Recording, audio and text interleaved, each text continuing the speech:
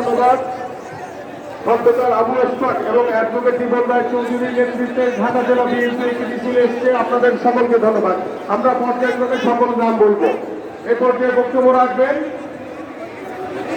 বাংলাদেশ জাতীয়তাবাদী কেন্দ্রীয় তাঁতি দলের সংগ্রামী আহ্বায়ক জনাব আবুল কালাম আজাদ। আসসালামু আলাইকুম ভাই, অনেক ডাকছিলাম আপনারা।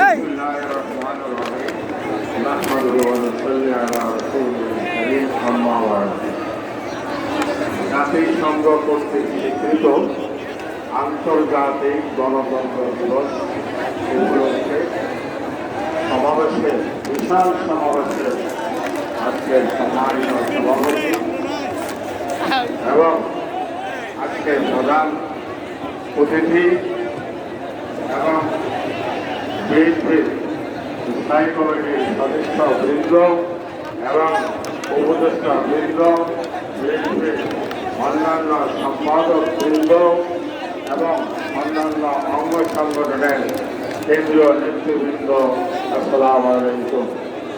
উপস্থিত নেতৃবৃন্দ, আমরা এই দেশে গণতন্ত্র চাই।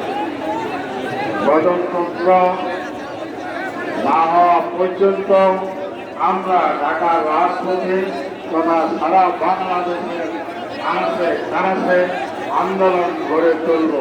যতদিন পর্যন্ত গণতন্ত্র পুনরুদ্ধার না হবে ততদিন পর্যন্ত আমরা রাজপথে থাকবো ইনশাআল্লাহ।